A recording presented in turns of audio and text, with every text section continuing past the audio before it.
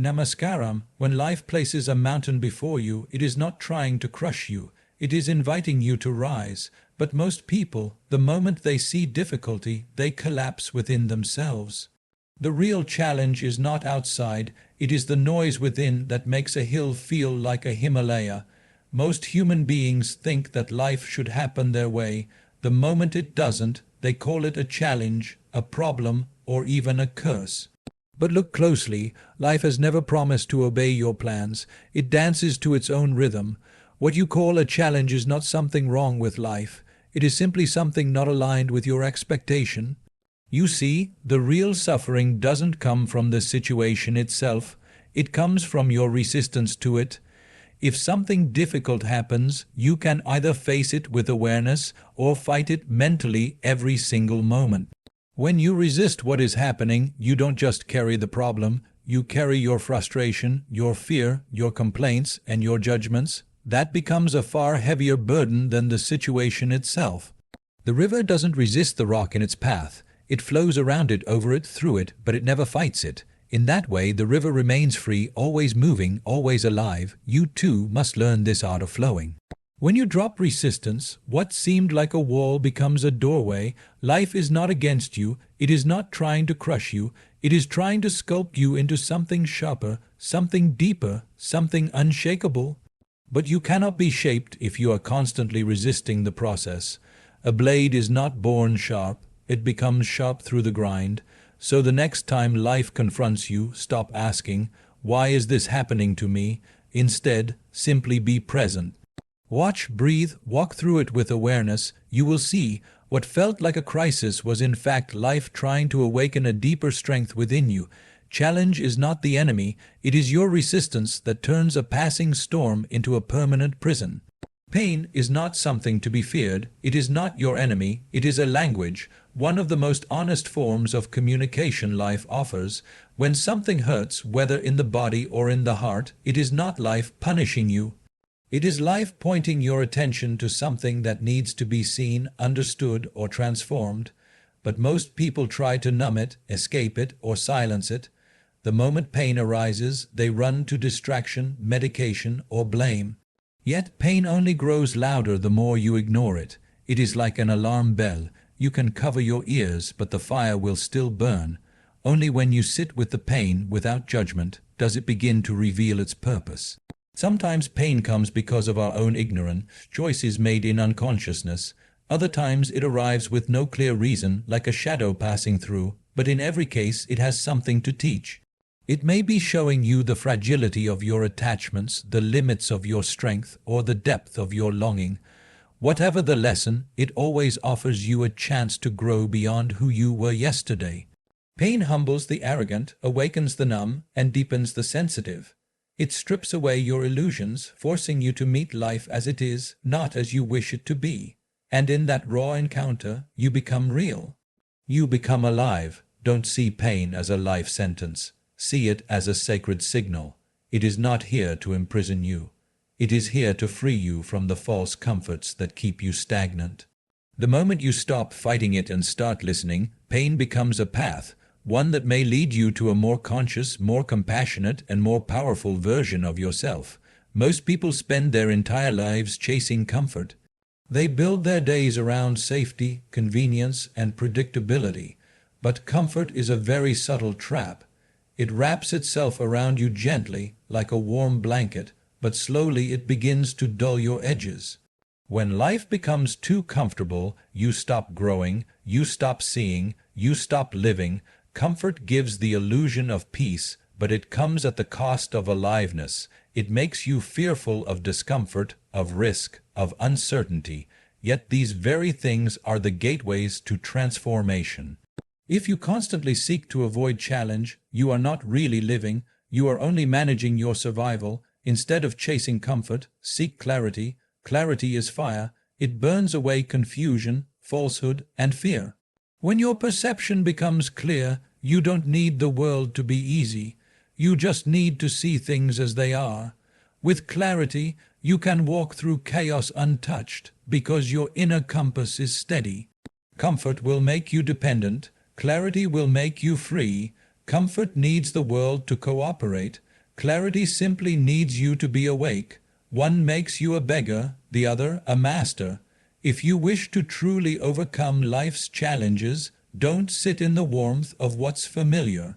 Step into the unknown with open eyes. Face life with such sharpness of perception that even the darkest confusion cannot survive in your presence. When you are clear, you don't need reassurance, you don't need promises. You simply move because you see. The one who chooses clarity over comfort is not avoiding struggle, they are transcending it. There is a deep mistake that human beings make again and again. They begin to believe that what is happening around them is who they are. If life is going well, they feel joyful. If it turns difficult, they sink into despair. But this is like mistaking the weather for your identity. Just because the sky is stormy doesn't mean the sky itself is damaged. You must understand this clearly. No matter what you are going through, loss, failure, heartbreak, uncertainty, that is only what is happening around you. It is not who you are. Your job may fall apart, your relationships may break, your health may fluctuate, but the core of your being remains untouched. What you truly are is not up for negotiation. Situations come and go, that is their nature. They are transient, temporary, like clouds drifting across the sky. But you, the one who watches, who experiences, who is aware, that presence is not broken by circumstance. When you start to rest in that awareness, rather than in the ups and downs of your life, you become unshakable. Most people suffer not because of the situation itself, but because they become entangled with it. They identify with the struggle. They say, "I am broken." Instead of seeing, "I am experiencing a moment of pain." They say, "I am a failure." Instead of seeing, "This attempt did not succeed." The difference is subtle but powerful. One creates bondage, the other brings freedom. Don't reduce yourself to a situation. You are the space in which it is happening. The fire may burn around you, but it does not have to burn you. If you can hold this distance, this awareness, you will move through life's greatest challenges without being defined by them. That is real strength, not denying what is happening, but refusing to let it shape the truth of who you are. In the face of challenge, most people react. They panic, they complain, they get caught in a web of thoughts and emotions. Their energy becomes scattered, their actions impulsive. But no great transformation happens in a storm of restlessness. True strength is born from stillness. Stillness is not weakness. It is not passivity. It is not inaction. Stillness means you are not constantly being pulled in 1,000 directions by your own mind. It means you are rooted like a mountain, not because you don't feel the wind, but because you are anchored in something deeper than the wind can reach. When life becomes turbulent, if your interior remains noisy, even small problems will feel like disasters. But if there is stillness within you, even the greatest challenge cannot shake your foundation. In that silence, your perception becomes sharp, your response becomes conscious, and your presence becomes powerful. This stillness is not something you have to create. It is already there beneath the noise, but to touch it, you must stop running, you must stop reacting, you must sit, not just with your body, but with your awareness. Watch your thoughts like clouds, your emotions like waves. Let them come, let them go, but do not become them. Stillness is where clarity is born. It is where true solutions arise, not forced by fear, but revealed by insight. From that inner silence, you will know what to do, and more importantly, you will know how to do it. With grace, not aggression. The world teaches you to act fast, to speak loud, to chase more. But life's deeper wisdom whispers through stillness. When you learn to listen, you move not as a reaction to the world, but as a conscious response. That is the mark of one who is free, not because they conquered the outside, but because they mastered the inside. Most people live as though they are at the mercy of life, tossed around by circumstances, victims of fate, endlessly reacting to what the world throws at them. They carry this sense of helplessness, as if life is something happening to them, and they are just trying to survive it. But this is the greatest illusion of all. You are not just a bystander in the theater of existence. You are the very space through which life expresses itself. The sun rises, the wind moves, the earth spins, and you too are a phenomenon of life.